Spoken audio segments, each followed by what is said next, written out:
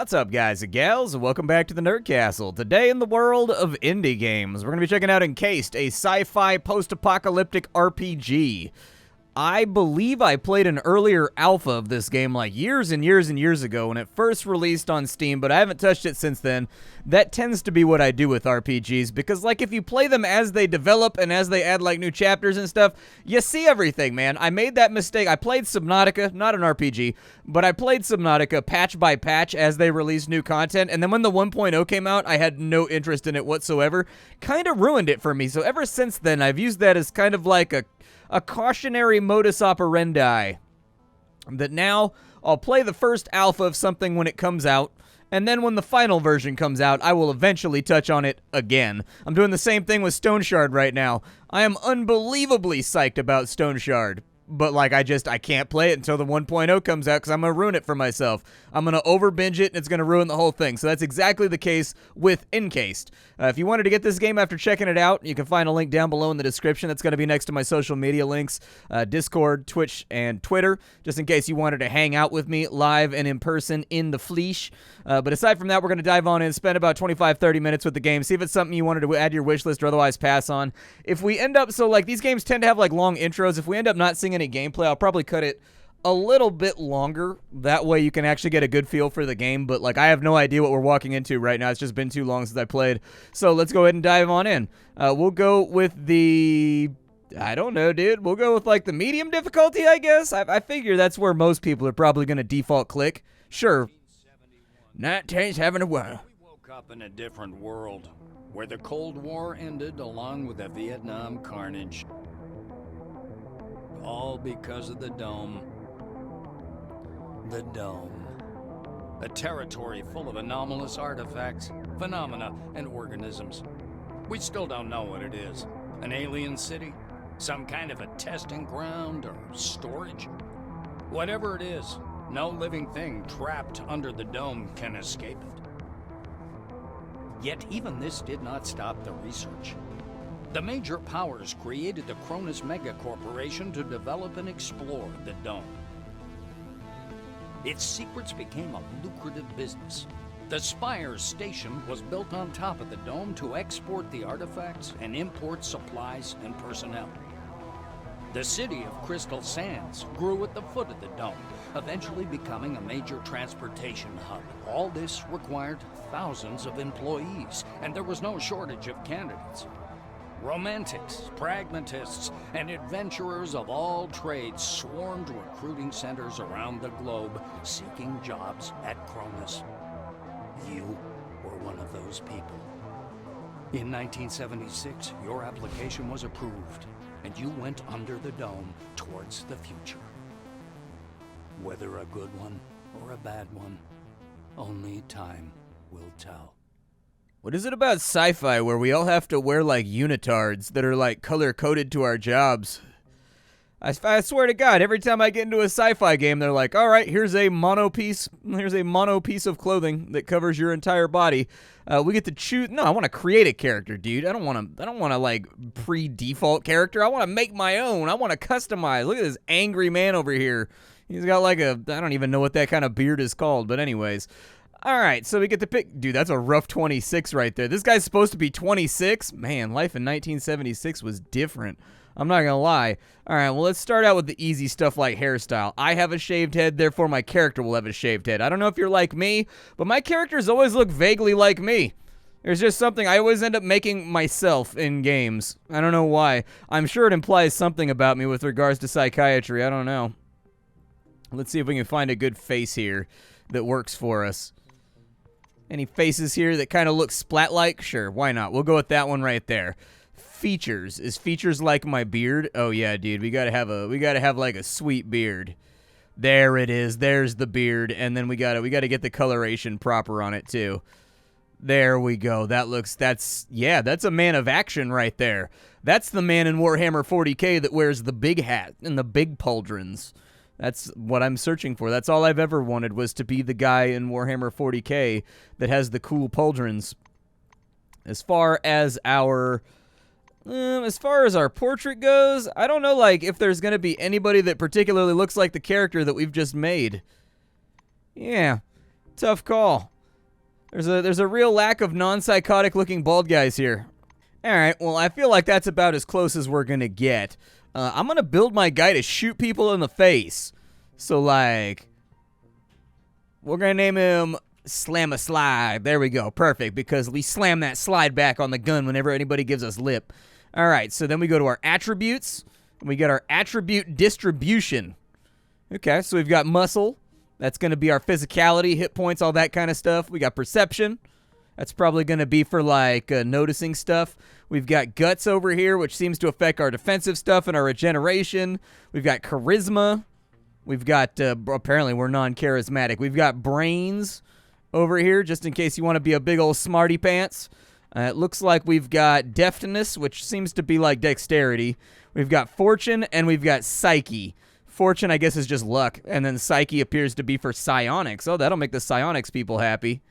Alright, so I've got a rough distribution that I'm happy with right now. I'm going highly perceptive, kind of like a rifleman, basically, but with some extra brains on top. Just, you know, I'm a rifleman that knows physics, okay? I have the ability to do complex maths, only achievable by 6th graders on the top of their A game. Next! Alright, so over here we have tagged skills. This is going to be like Fallout, I assume. So the stuff that you tag is going to be the stuff that you're actually, like, good at. I'll probably go with light weapons. Is that going to be like rifles and stuff? So that's pistols, shotguns, and submachine guns. This right here is machine guns, flamethrowers, and large caliber weaponry. High-tech weapon looks to be lasers and stuff like that. Okay. Contraptions seems cool. I'll take contraptions. That sounds like fun. It looks like we get some abilities right here. So I have the ability to, like, throw grenades. I can tase people. Sure, who doesn't love tasing people? Maybe I'll take a secondary and high-tech weapons, too. That way I can use, like, laser guns and things. It looks like... Oh, there's applied skills as well. Hold on. We gotta look at that. Okay, we'll take, like, weapons. Oh, okay. So, like, let's go with, like, survivalism. And maybe, like, a little bit... We're gonna be like a... Yeah, there we go. We're gonna be kind of a Han Solo-esque character. We're gonna be like a survivor who also knows stuff about criminality. That sounds good. Alright, so we have our traits here. There are a great many traits, so I'm going to thumb through them, and I'll let you know what my selections are once we get there, just to speed up the character creator process. I'll probably just take Gun Fanatic now that I've looked at all of them. So these are all kind of like, so it says that these are traits right here. They're more like, well, you get like a fat boost to a skill, but it always comes at a cost. Like everything here is like a couple of good things, but also like one really bad thing. So in the case of our character, Gun Fanatic, it makes us really, really, really good with guns, but it gives us really bad initiative, which basically like guarantees we're not going to move very well in combat. I'll take it though. Can you take as many of these as you want? Oh, you can only take one. Okay, I just wanted to test and see. Great, your character's almost complete. Now double check the data. Okay, that's fine, man. Yeah, dude, I know what decisions I made. I made decisions and stuff. Apparently, I'm like really, apparently I'm from the Blue Wing. I don't know what that means. I guess we'll find out as we get further on into the game. So here I am, standing inside my leather Batman suit in an elevator with just a bunch of people that I don't know, just cosplaying it up like we're the Justice Friends out here. You gotta love it. Apparently, I got a whole bunch of items and stuff.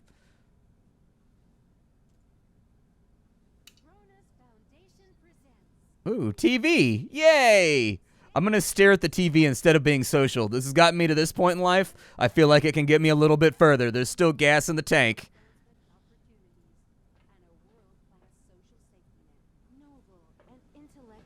The thin, pale young woman is sitting at the window, leaning against the illuminator. The glass is slightly fogged with her breath. She turns to you.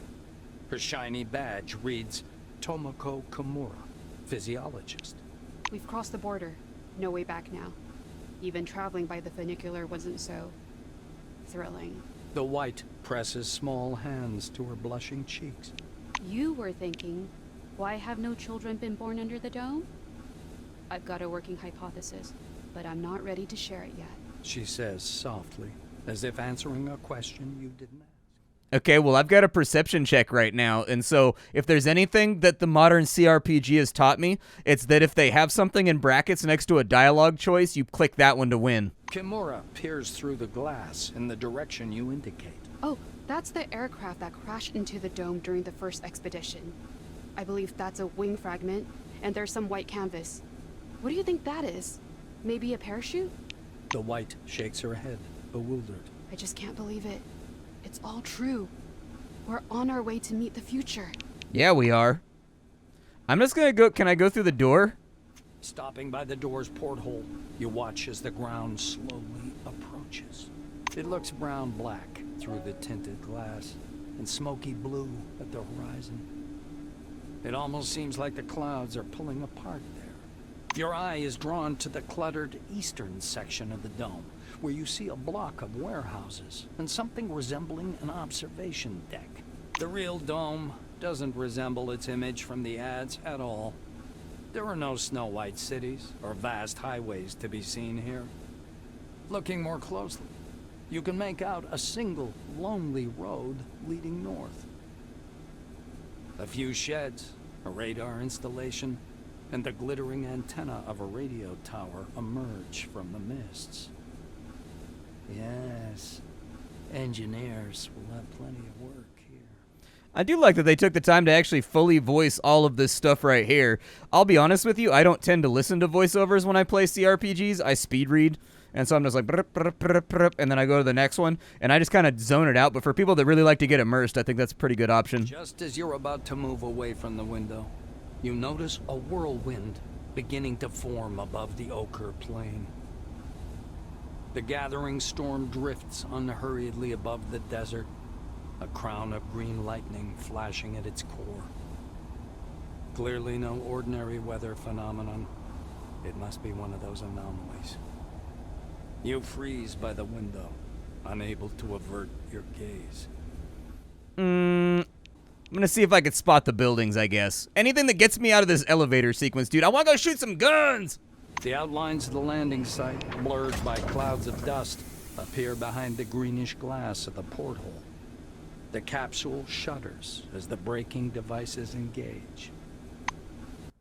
Ooh, I found my way out of the mysterious RPG elevator.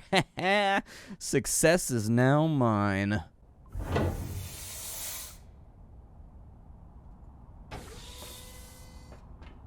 Honestly, it seems like there's a lot of quality put into this with the way that the doors open and flex and everything else. I like the environmental design, in all honesty. It's pretty cool.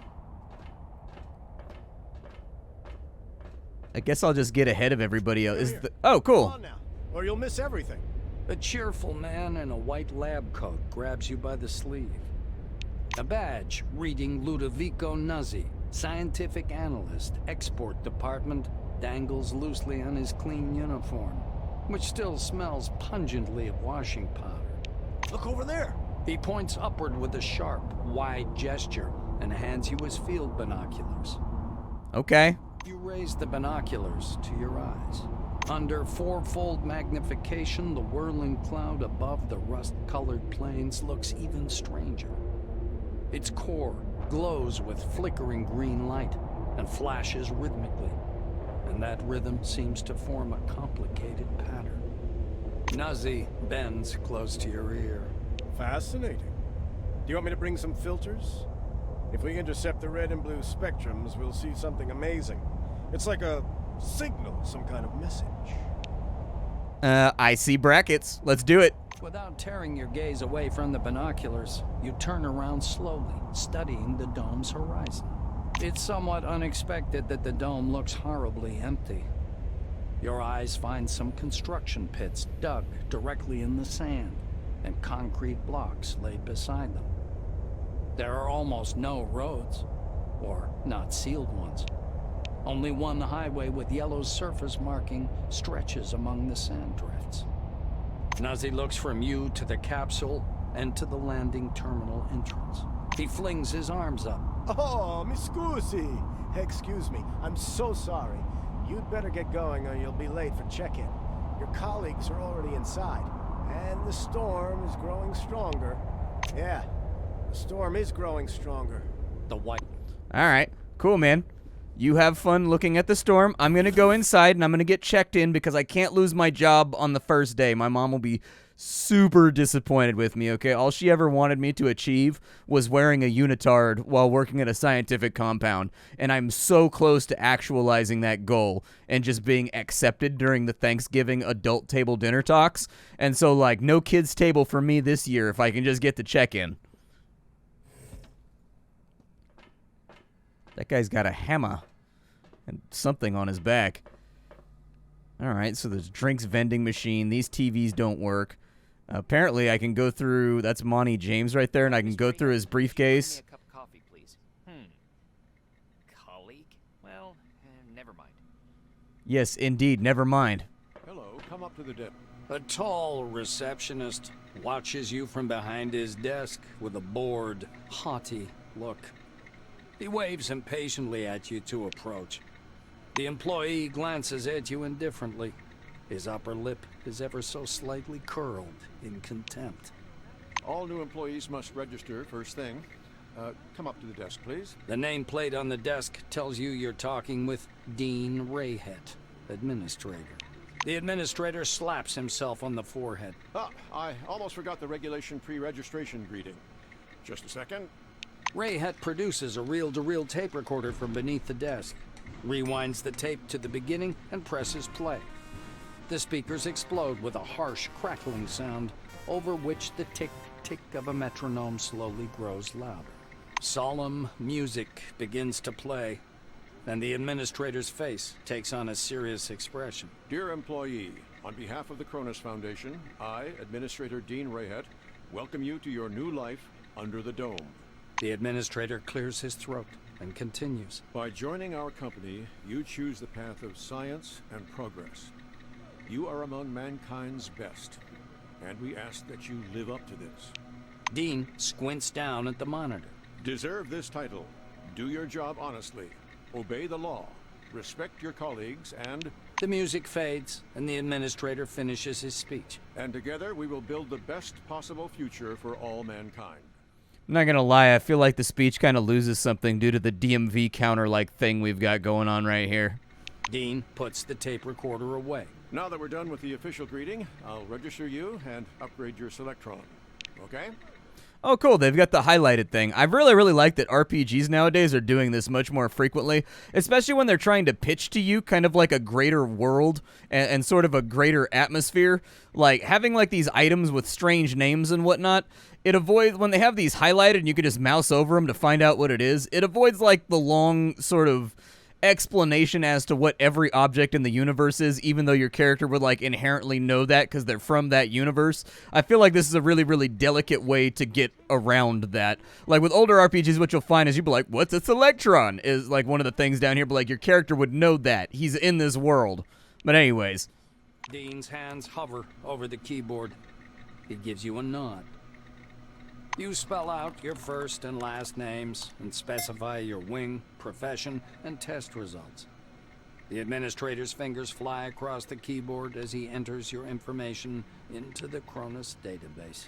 Rayhet scans the computer screen. So your position in the waiting list was 63,784. You've been assigned to Magellan Station. A special bus will bring you there after a series of briefings. Please pass me your Selectron so I can update the firmware. Dean snaps the docking port of your pass to a recess in the casing of his computer. The administrator returns your Selectron. Now you have first-level clearance for a Blue Wing employee. You have access to storage, the repair bays, and various workshops. Your Selectron also has a built-in universal key that opens the hatches accessing the air shafts. Dean continues. All new employees have a short list of tasks to perform on arrival. Do you want to hear all the details, or just the short version? Hit me with that short version, baby. Rayhet snorts. To make it short, get your uniform from storage, your weapons from the armory, pass the Psi abilities test, and complete your weapons training at the training zone. Then learn how to use the scanner, avoid anomalies, and properly catalog anything you observe. Last, go to the waiting room and wait for the bus to Magellan. Dean sits back in his armchair. That's it. I hope there aren't any questions. Nope. Rayhet I'll figure it out. claps his hands in satisfaction. Great. He reaches for the tape recorder, but thinks better of it. Protocol calls for a little welcoming preamble, but dash it all, that's nonsense. Welcome to Concord Station. As he's about to turn away, Dean suddenly remembers something. Oh yes, I sent your mail to your Kairos. Check your new messages. Well, that's all, I think. Yep, sounds like a plan to me. Can I go through the little gate thing? Oh, I can go through the little gate thing now, dude. I'm a gate-approved user. Get wrecked, everybody that can't come through the gate of specialness. All right, so apparently I got like 40 bucks on me, and I've got a third letter from Cronus. I needed to pick up my uniform from storage. I needed to get my weapon from the armory. This guy seems like he possibly might be the armory. He's got a little thing above his head. Maybe. I don't know. Let's go talk to him. Behind the storage counter, you see a small, neat guy. His gingery hair shines with something like brilliantine. His badge says, Sidney Maynard, storekeeper. The silver perks up at your approach. A thick logbook appears at once from under the counter. Sidney puts on thick glasses that seem to age him 5 decades in an instant and studies the lined pages. The silver finally stops and pins down a particular page with his finger. This is your first uniform requisition, right? You can also purchase any equipment you need for the desert directly from me. All right. Maynard adjusts his glasses in a businesslike manner.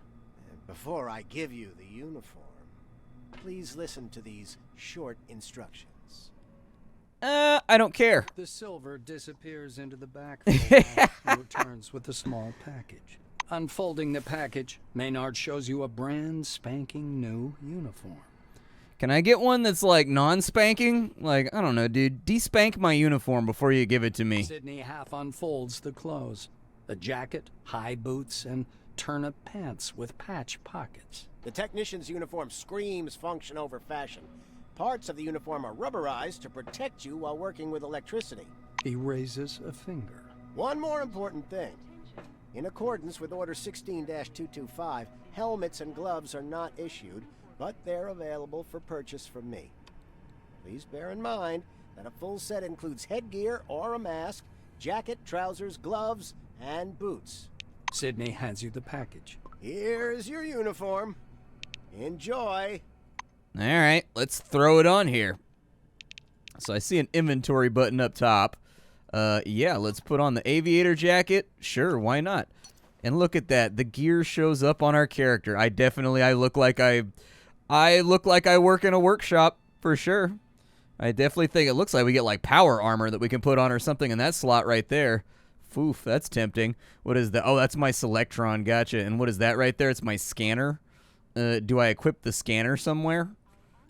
It looks like actually, no, I've got the ability right there. Okay, cool. Anything urgent, Mr. Crutchkov? What's inside this room over here? I'm listening. A girl waves her lamp in the air, attracting attention. Valued employees, according to the administrative order of September 14th, the waiting area may be accessed through the regular staff corridor. Be advised, this rule does not apply to newly arrived employees.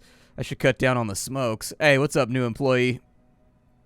Can I go through there to the waiting room? Am I speaking gibberish or what? The rule does not apply to newbies. You need to go through training and... Bye-bye. Apparently, she's like coughing all over the place. So I'm just going to avoid getting the Ronies for right now and go find other places to be. You know what would be worse than the normal Ronies? Probably like the space Ronies, dude. It's probably amped up and way gnarlier. The smell of good tobacco wafts off this tall, portly woman from a meter away. A black lacquered pipe, an open logbook full of signatures, and a metal flip calendar sit on the counter in front of her.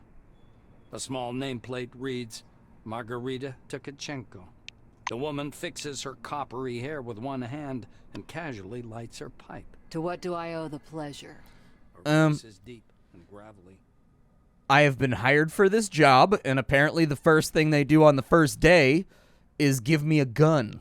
So I'm going to need the gun part of, I guess, that employment arrangement. Margarita thumbs back a couple of pages in her logbook. I see. This was your first receipt. She glances at her Kairos, looks at you, snorts, and retreats to the shelves. What's up with the snort? You're not going to snort at me. Just give me my gun. You know, you're snorting awful loud for somebody that's about to hand a loaded firearm to somebody. A couple of minutes later, Tkachenko returns holding a small pistol. She puts the gun on the counter and strokes the Bakelite grip with a strange affection. Pistols are good. Not for everyone.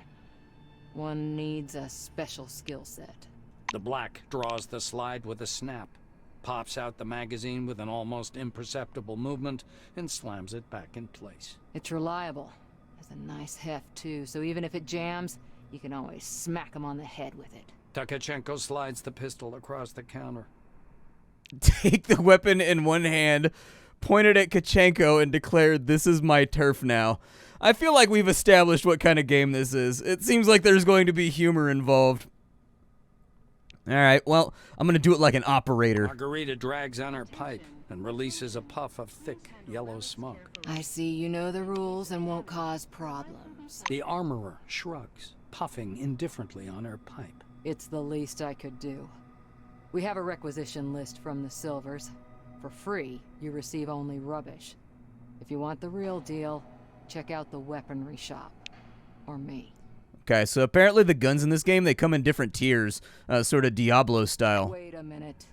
Sign your name here in the meantime. Margarita reaches under her counter and produces a set of ammunition. A new set of ammo is issued for every task, but there's so much bureaucracy you'll go daft. Expenditure report. Form number 16. Disposal form. The Silver's running true to form. So if you need more ammo, I recommend you either search or barter for it. Or learn how to craft it on your own. These are useful skills. Trust me. Leaning over the counter, the Black points somewhere off to one side. Now it's time for your training. Fatherby is already waiting for you by the big gate. He's a bit dotty, but a good man nonetheless. Alright. But before the training zone, go see that wizard guy with his toothpicks. Be careful around him, though. Don't let him pitch you a line. Psychic my ass. Okay. I just want to equip my cool new gun, man. Yeah. I mean, the Bakelite grip is kind of disappointing. That means they definitely... I don't know, dude. I'm not a Bakelite guy. Whenever I buy a firearm, the first thing I do is if it's got cheap furniture, I put, like, nice furniture on the gun. Like actual wood, you know what I mean? Like walnut, oak. I'm a classical man. I like my furniture on the old firearm to be, you know, wood from a tree. We put some, like, walnut on there. We put some redwood on there. We put, like, something on there that's not Bakelite. I don't know. I never liked the feeling of Bakelite. It's got a weird feeling on my hand. Kind of panned and scanned around for a wizard, but I don't see anybody that particularly looks like a wizard. Let's go ahead and open up a door, and we'll just talk to people randomly until we make some form of progress, because that's what RPGs are all about. Silver with thick black hair and a huge cigar clamped in his teeth is sitting in front of you. As you approach, he flashes a sly grin and slowly raises an outstretched hand above the table. Something really weird happens. All the paper clips, pencils, scattered toothpicks, and bits of trash float up from the table and hang in the air. Oh, they animated it on his desk, too. Andre Mihai, science instructor, floats up as well. He was actually, like, levitating stuff on his desk to go along with the dialogue that was being spoken over here. It was, like, really tiny on screen, but, like, you saw it over there. That was kind of cool. I think the developers seem to have a... you know, an immersive bent to them, and the voice acting has all seemed to be really, really nice, too. Makes you kind of wonder why more people aren't talking, like, when a big RPG comes out, like something like Wasteland or whatever, it tends to make, like, a lot of hubbub, like something with a lot of money behind it, or something with a lot of, like, time invested. It makes me wonder why people aren't talking about this one. That was kind of cool. Here for the briefing, huh? Shall we get to it? He takes the cigar out of his mouth and exhales a lush cloud of smoke. The Silver props his elbows on the table. Anyway, here's the deal. It's more profitable for people with a high psyche to study psionics. Give me your hand. Not waiting for an answer, he grabs your hand with strong, dark fingers. Andre gropes your hand with an expression of fierce concentration. So, do you practice? Bells, bulbs, brushing mugs off the table, huh? The Silver takes a thin glove covered in talc from his desk and passes it to you. Look, a glove, right? But it isn't just a glove. This is an ooh mama hold me tight glove. It takes energy from your noggin, your psyche, and pew concentrates it. He counts off on his fingers. Learn psionics. Put on the glove. Transform energy into the necessary shape. That's the whole briefing. Simple? Simple. Now to your questions, huh? I don't have any because I don't think I'm spec'd for big brain moves like manifesting energy into weapons. I'm more of like in the pull trigger, shoot guy in the face category of combatant. But you know, I'll put on your glove and do the Michael Jackson thing if you really want me to. There we go. Hee hee. That's reload. How do I swap over to it? I want to see if it goes on my character. How do I swap over to it? They'll take the appropriate measures. As you reach to open the sliding door, an engineer in a bright blue jacket stops you. Hold on there, Chief. It's out of order. See? You're a newcomer, right?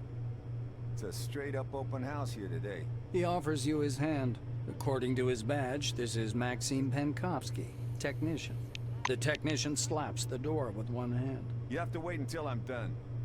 Some orange jammed up the lock with chewing gum just for a laugh. They're like animals, those oranges, marking their territory. If you ask me, they're too gracious about those bastards in Crystal Sands. Can you open it? Penkovsky grunts angrily. I wish I could. I'm gonna have to disassemble, clean, and reassemble it to get it working. It's work I don't need. No thanks to some idiot.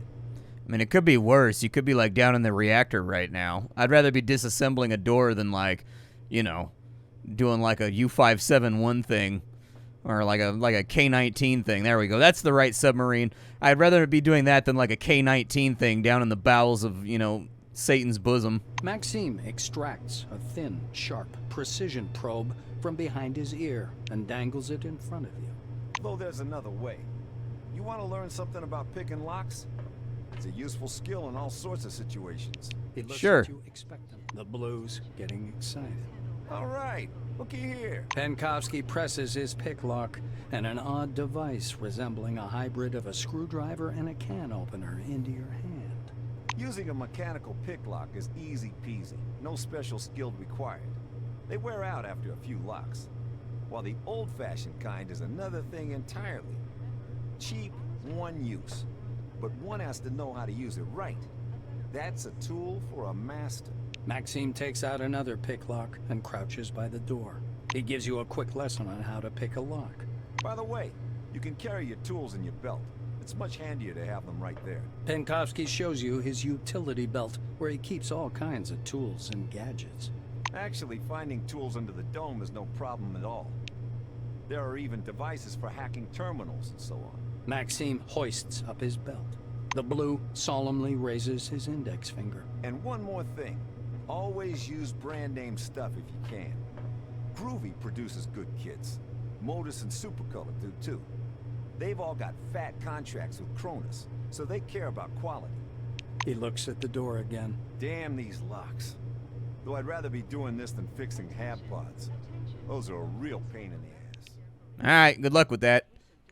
Can I unlock the door? Okay, but yeah. There we go.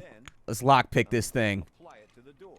Yes. Apply. You're doing great. All right, off you go. I'll keep Welcome working under on the this dome. lock. An amazing excursion to a world of new technology. People are talking to me unsolicited, and my heart is filled with the feelings of panic. Receive a colorful leaflet. You see a tall scientist in a white lab coat, bathed in the dim lamplight. He almost appears to be hovering above the laboratory floor. The man turns at your footsteps. He's holding a paper clipboard and a pencil. His shimmering silver badge reads Sebastian Van Olden. He glances from you to the glittering watch on his wrist. I want us to respect one another's time. Please speak loudly, clearly, and to the point. You must be the newcomer I was told about. Nice to meet you. Finished with his unusual greeting, he offers you his thin hand. The scientist puts the clipboard aside, raises his watch for a closer look, and sets the timer. He shows you his watch dial. According to the rules of this briefing, I have to touch on a large number of topics. Therefore, I will do so very briefly. Do not interrupt me. When I'm finished, I'll answer your questions. Within regulations, of course. Sebastian produces his handheld and clicks some buttons. I checked your scanner. It's working and is connected to the Minerva database. Everything you scan will earn you Kronos or Forefathers knowledge points. The instructor watches you with displeasure. Are you listening? Scan everything that might be of scientific interest. First of all, anomalies. They could be dangerous. Make sure to always have medication with you. He places a canvas pouch in your hand. This pouch is full of bolts. You can temporarily discharge an anomaly by throwing a bolt into it. It's primitive, but reliable. Van Olden pushes a button on his stopwatch. So, my oral briefing fell within the allotted span of time. Any questions you want to ask me? The scientist glances at his watch again. You're within the time limit for questions. The next step is training in the artificial ecozone. He rests one finger on the button in preparation to start the timer. You're going to go downstairs and scan relics. I will be monitoring your progress. Please note there are several radioactive anomalies in the ecozone. These are the same conditions you'll be working in the field. Radioactive zones and relics are quite common under the dome. He smoothly extracts a jar of yellow pills from his pocket. Here's your Arad 3. And one more thing. Just a moment. Are you giving me something cool? Are you about to give me a missile launcher? Welcome under the dome. I should get a missile launcher. That's how I feel about this.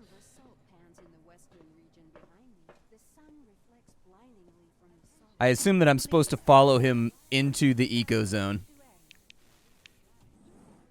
I was gonna say, like, I feel as though I'm supposed to be keeping up with him. Van Olden gestures back at the... Oh, okay, so he wants me to, like, do the scanny thing on, like, this stuff over here. A tool is required. So I gotta, like, break out the tool to do it. Gotcha. Ooh, there's stuff over here. Hold on. I'm trying to get my loot on right now. Yeah, let me get my loot on real fast. Is there a button I can hold? Oh, there is. You hold down the out button, it'll show you everything that's, like, lootable. Good. Apparently, I got exploration XP. Hooray for me. I'm getting better at my job. Down the ladder we go. No climb animation. That's okay, though.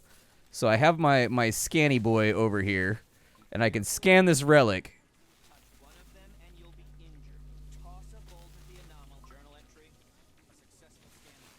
Okay.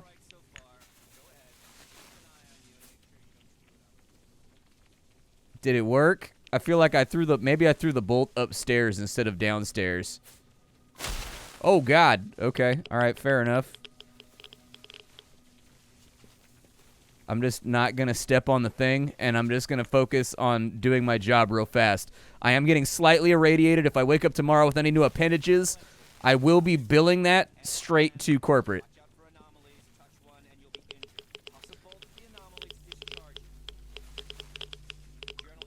There we go. All right, so we throw a bolt at that guy. He goes away. And then we just kind of like move over here. Is that all of the relics? What happens if I use the relic? I get irradiated. That's the answer to the question right there. I touched it and I became infused with the power of green.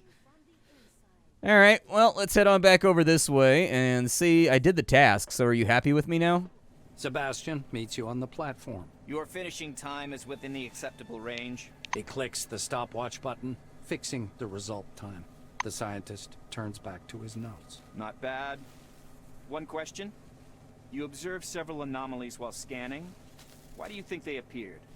I'd like to hear your opinion. Apparently they sense electronics. The scientist assumes a superior expression. I knew you'd come up with something like that. I see you understand nothing about the nature of anomalies. So let me add a couple of points.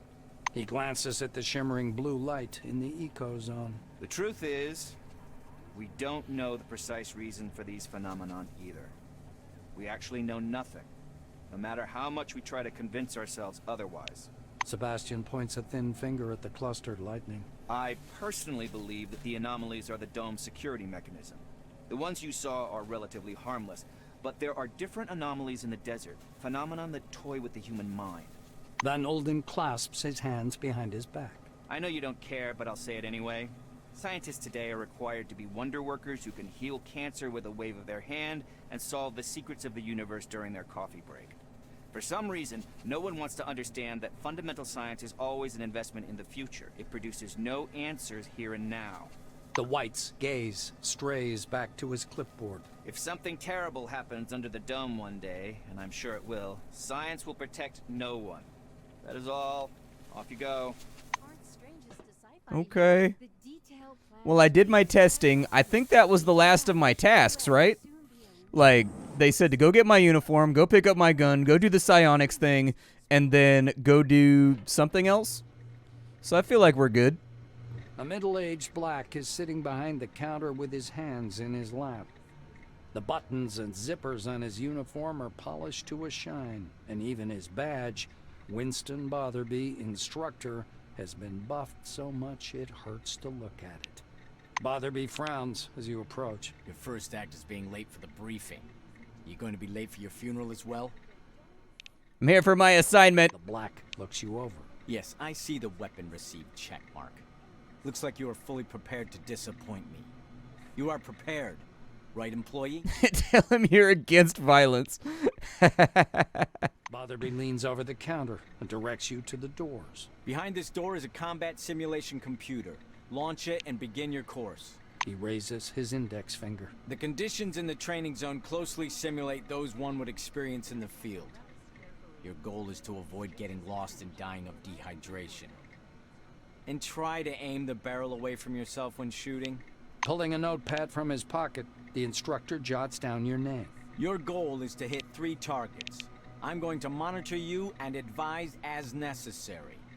And try not to burst into tears. That's all. Go ahead. Alright, so I assume it's this door right here. This was locked just a second ago when I moused over it. Alright, so Alpha? Sure. To the training zone.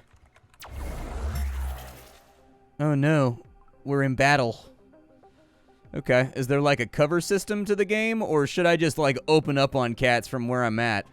I don't know, dude. Let's go be outside of cover. That's what smart people do. I'm gonna go get behind this wall real fast. There we go. Ah, so there isn't like leaning out of cover or anything. Gotcha. Whoa, I just got punched by a hologram. Don't like that. That one's got a machete. Definitely don't like that. Okay. If I want to shoot you in the face. Oh, that's pretty good sound effects. I like it. I'm going to move this way so that I don't get holographically shivved. Oh, and you reserve your AP for the next turn as well. So it looks like we've got our AP meter down here. And then it costs us 3 to shoot.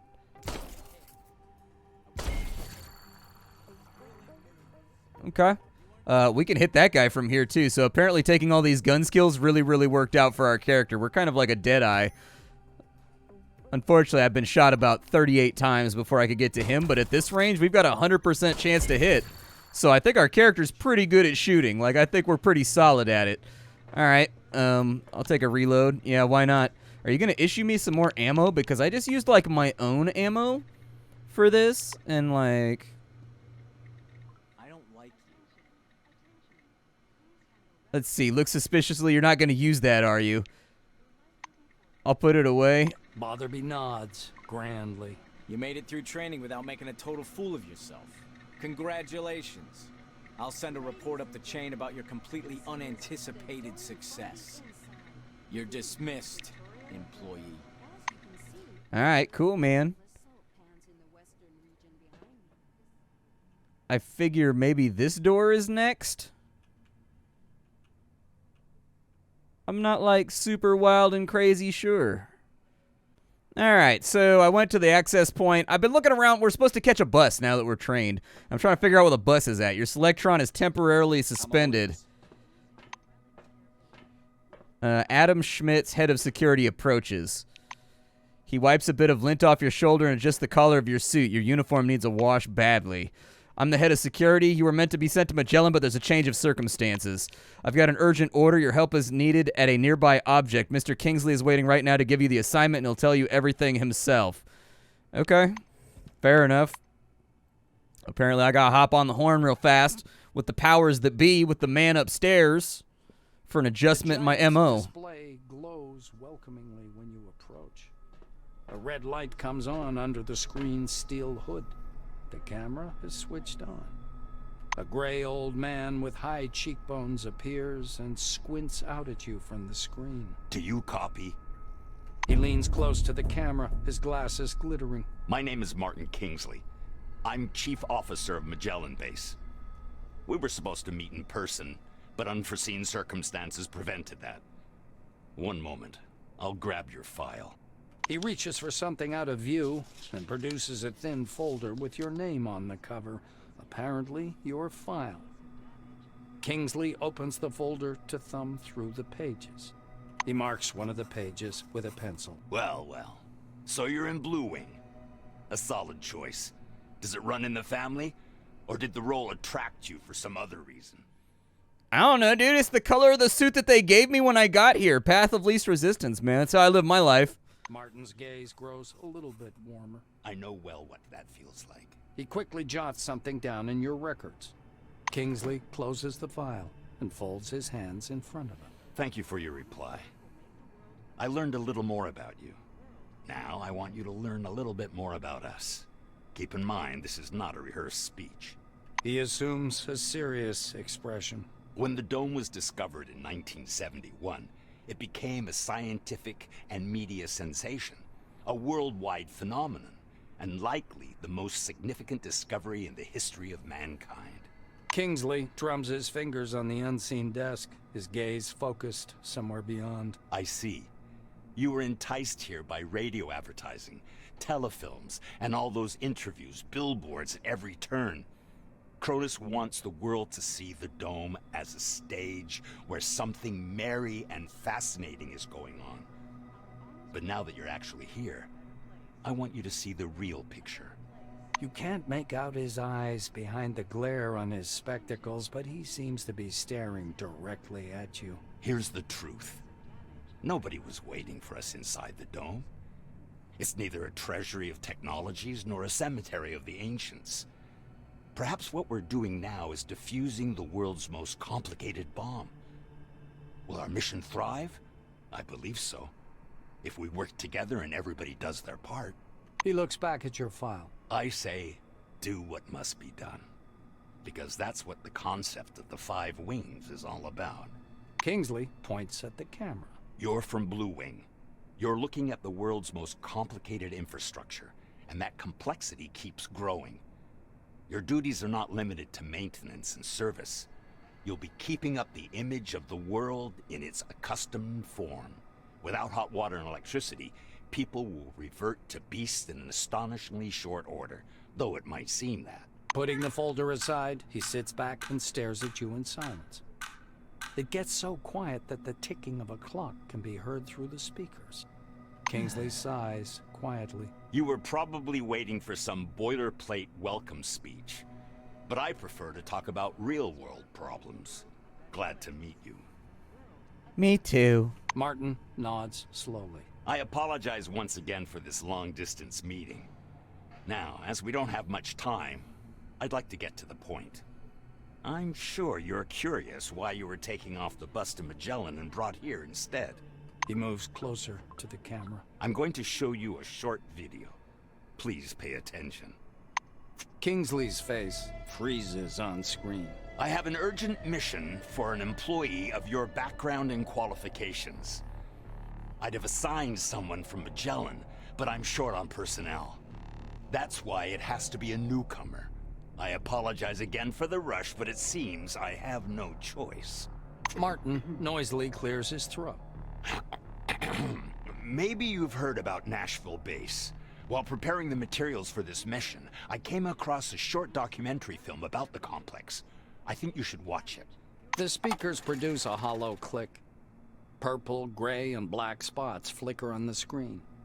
A blurred title, The Cronus Archive 1971 to 1974, was used in the production of this recording, appears at the bottom. You're not really interested in the movie. Instead, you eye the austere interior of the guard room, the switches on the panel, and the dusty window facing out on a well-lit storage area. Not far from the staircase, an orange tractor truck is standing amidst the shelves and containers. It must be the one from Magellan Station. Catching the word Nashville, you turn back to the screen. The speaker's voice seems to come from a distance. In November of 1973, a massive network of underground caves and a structure of hitherto unseen complexity was discovered in Sector C-12. Soon afterwards, the construction of C-12 Nashville began. The camera glides through dim caverns as the silhouettes of bizarre mechanisms emerge.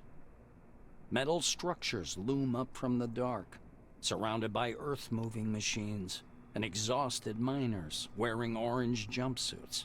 The speaker continues. C-12 Nashville is an innovative research complex located atop the primary relic mining location. The complexity of this object is unique. Communications. The film abruptly cuts out, and Kingsley's face reappears. The rest of this information is classified. Hopefully you get the main idea. Nashville is a very special place, requiring people with both special qualifications and special clearance level, though yours will do for your task. What is that task? Martin adjusts his glasses. So, the task. Nashville base stopped transmitting and receiving signals yesterday evening. A reconnaissance group was sent out earlier today, but we haven't heard anything from them yet either. The chief officer rubs his forehead. Normally, I would never give this task to a newcomer like yourself, but I just don't have enough people. He looks down at the documents again. Furthermore, the group was lacking someone with your specialization. The communication problem appears to be more severe than I thought. Nashville's technicians could use another Blue Winger's help. Kingsley is looking into the camera once more. Your task is to get to Nashville, figure out whatever's behind the communication problem, get in touch with the group, and work with them to solve the problem. The chief officer carefully returns the documents to the folder. You notice his hands tremble slightly. Go downstairs. The truck must be waiting for you in storage.